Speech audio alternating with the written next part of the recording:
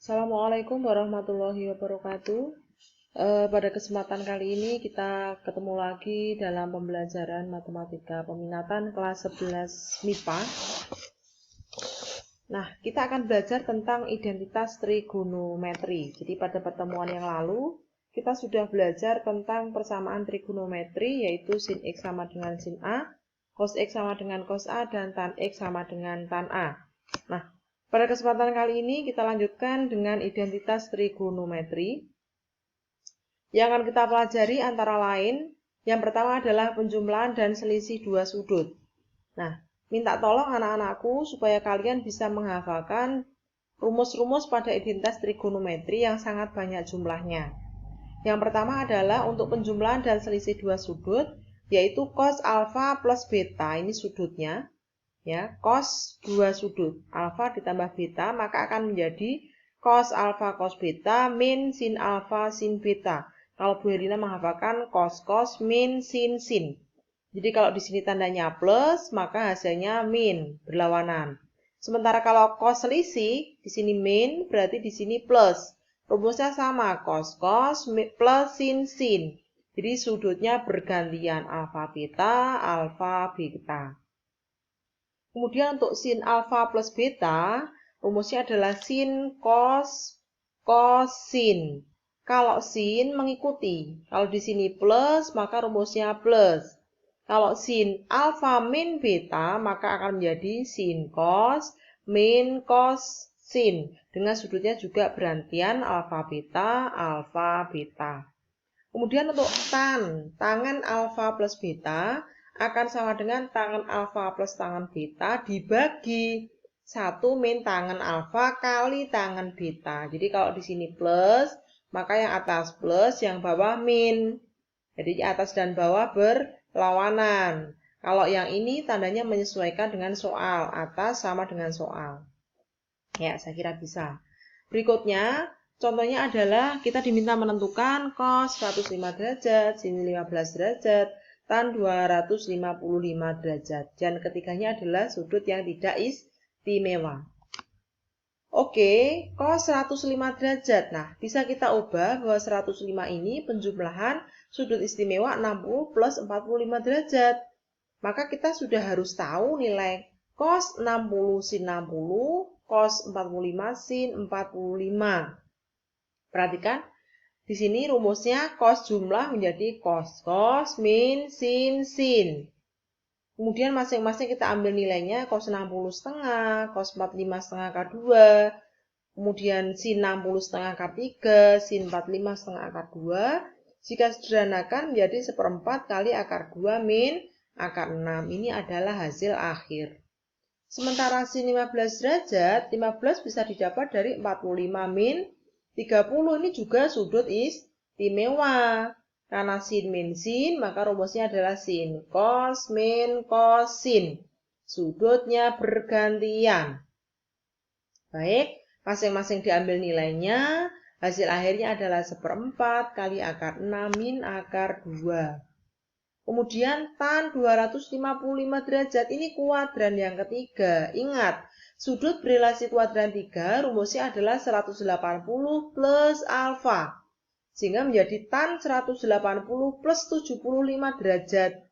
Nah, rumus ini sudut berelasi pada kuadran 3, karena kuadran 3 itu tan bernilai positif, maka menjadi tan 75 derajat. Ingat, bahwa 75 derajat bisa didapat menjadi tan penjumlahan 45 plus 30 derajat. Nah, ini menggunakan rumus yang tadi, yaitu tan 45 plus tan 30 derajat dibagi 1 min tangan 45 kali tan 30 derajat. Masing-masing diambil nilainya. Kemudian perhatikan, yang atas dan yang bawah bentuknya adalah akar. Kalau penyebut bentuknya akar, maka untuk merasionalkan kalikan dengan sekawan. Sekawan itu angkanya sama, tandanya berlawanan. Ya, sehingga dikalikan 1 plus sepertiga akar 3, bawah juga 1 plus sepertiga akar 3. Maka hasil akhirnya adalah 2 plus akar 3. Coba nanti kalian hitung, kalian pelajari, kemudian bisa mendapatkan hasil yang sama dengan yang kita kerjakan. Berikutnya, C. Identitas trigonometri sudut rangkap. Ada dua. Yang pertama adalah sudut rangkap itu sendiri. Yang kedua adalah sudut pertengahan. Coba kita lihat. Nah, untuk sudut rangkap, ini masing-masing juga ada nilainya. Ya, di sini ada sin 2 alfa, rumusnya ada 2 sin alfa cos alfa. Alfa boleh, A juga boleh, ini sudut ya. Kemudian untuk cos 2 alfa, itu ada 3 rumus. Bisa cos kuadrat min sin kuadrat, atau bisa 2 cos kuadrat min 1, atau bisa 1 min 2 sin kuadrat. Tergantung yang dibutuhkan yang mana pada soal.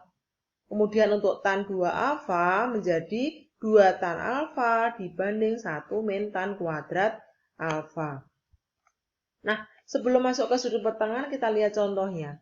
2 sin 15 derajat cos 15 derajat. Nah, ingat 2 sin X cos X tadi menjadi sin 2X. Nah, ini ada 2 sin 15 cos 15. Sehingga menjadi sin 2 kali 15 derajat. Menjadi sin 30, kita tahu nilainya adalah setengah. Sementara itu, kalau diminta di sini adalah 4 cos kuadrat 22 setengah min 2. Nah, di sini.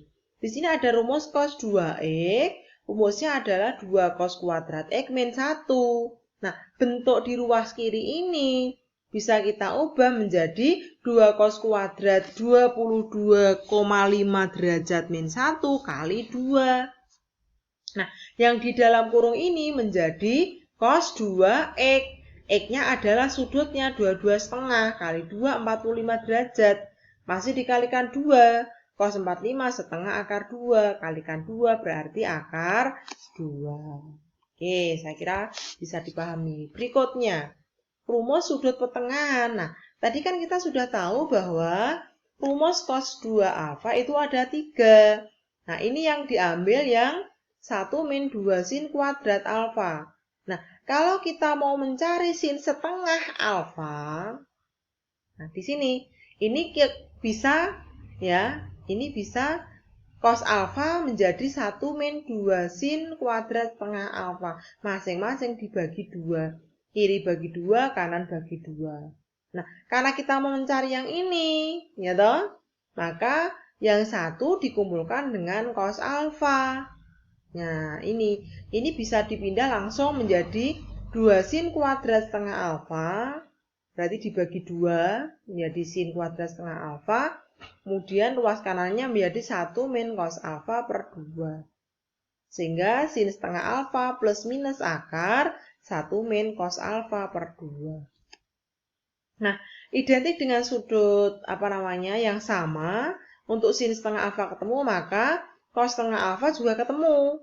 Nanti kalian coba cari sendiri. Bedanya di sini rumusnya min untuk sin, di sini plus untuk cos. Sementara untuk tangen, karena tangen itu sin per cos, maka didapat dari akar 1 min cos alfa dibanding 1 plus cos alfa. Nah, ini contohnya. Diketahui nilai tan X 4/3 dan X di kuadran 2, maka diminta menentukan sin X per 2 dan cos X per 2. Ingat, tan X, tan itu Y per X. Kalau di sini segitiga siku-siku dengan sudutnya ini, maka Y-nya adalah vertikal yaitu 4, X-nya adalah horizontal yaitu 3. Ini sisi miring, ya. Kuadrat sisi miring ini berdasarkan teorema Pythagoras sama dengan, ya, akar dari 4 kuadrat ditambah 3 kuadrat. Akar 25 yaitu 5.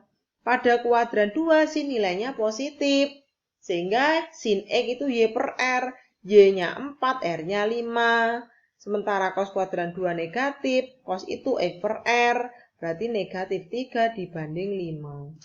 Nah, kalau mau mencari sudut pertengahan, berarti sin X per 2, berarti tinggal masukkan plus minus akar 1 min cos X dibagi 2. Masukkan cos X. Rasionalkan penyebut karena masih bentuk akar. Hasilnya plus minus 2/5 akar 5. Karena X-nya berada di kuadran 2, maka X per 2 berada di kuadran 1, masing-masing dibagi 2. Sehingga nilainya positif, yaitu 2/5 akar 2. Karena di sini kan plus min.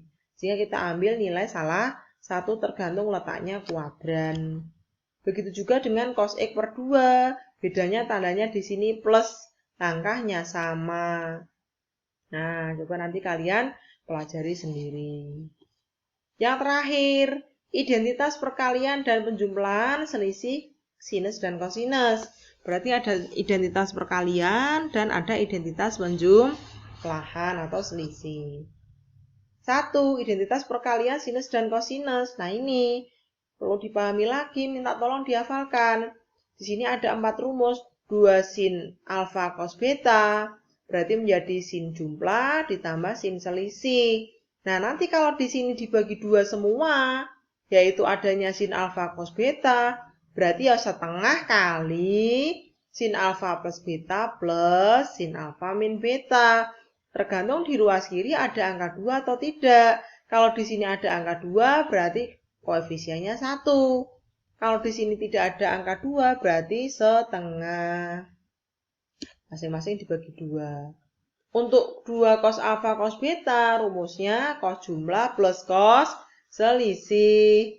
Kalau min 2 sin alfa sin beta, cos jumlah min cos selisih. Ya, perhatikan contoh soal, nilai dari cos 105 derajat sin 15 derajat yang mana? Coba kita lihat. Nah, cos 105 derajat sin 15 derajat, ingat tidak ada koefisien 2 di sini. Berarti rumusnya ruas kanan dibagi 2 menjadi setengah. Cos jumlah min, min setengah, min sin selisih. Ya toh? Maka setengahnya letak di luar semuanya menjadi sin jumlahnya 120 min sin 90 selisihnya. Ya ini kuadran 2 berarti menggunakan sudut korelasi sin bernilai positif sama dengan sin 60. Ya setengah akar 3 min 1 dikalikan setengah, hasilnya seperempat akar 3 min setengah. Nah yang berikutnya yaitu identitas penjumlahan atau selisih. Sekarang sin P ditambah sin Q. Maka rumusnya menjadi 2 sin setengah jumlah cos setengah selisih. Kalau min menjadi 2 cos setengah jumlah sin setengah selisih. Terbalik ya, kalau di sini sin cos, kalau dikurangi berarti cosin. Kalau cos ditambah cos berarti 2 cos setengah jumlah cos setengah selisih. Selisih cos menjadi negatif 2 sin setengah jumlah sin setengah selisih. Nah, contoh soal yang terakhir. Berapa nilai sin 40 derajat min sin 20 derajat bagi cos 40 derajat min cos 20 derajat? Langkahnya adalah, nah ini tadi, yaitu sin 40 derajat min sin 20 derajat menggunakan rumus 2 cos setengah jumlah sin setengah selisih karena sin min sin. Ya, yang bawah cos min 2 sin setengah jumlah sin setengah selisih. Yang atas menjadi 2 cos 30 sin 10, yang bawah menjadi negatif 2 sin 30 sin 10. Sin 10 dengan sin 10 dibagi 1. 2 dengan 2 dibagi 1, berarti di atas masih cos 30, di bawah masih negatif sin 30 derajat. Masing-masing diambil nilainya, setengah akar 3 dibagi negatif setengah, hasilnya adalah negatif akar 3. Jadi anak-anakku, kalau kalian memang tidak mau menghafalkan dan tidak bisa menyelesaikan soal, jadi kuncinya di sini mau memahami rumus, mau menghafalkan dan berlatih latihan soal. Silakan kalau kalian sudah memahami materi tersebut, kerjakan soal-soal yang diberikan Bu Elina hanya 4 soal saja. Saya tunggu paling lambat besok malam Jumat sampai jam 23.59 WIB. Oke, selamat belajar ya, tidak ada impian yang berhasil kita raih tanpa usaha atau doa, usaha dan doa ya. Jadi Bu Herina harapkan kalian tetap semangat walaupun kita pembelajaran secara daring, tetap tidak menyurutkan semangat belajar kalian. Selamat belajar, semoga sukses, tetap jaga kesehatan kalian. Salam sehat dan bahagia. Terima kasih atas perhatiannya. Assalamualaikum warahmatullahi wabarakatuh. See you next time. Dadah.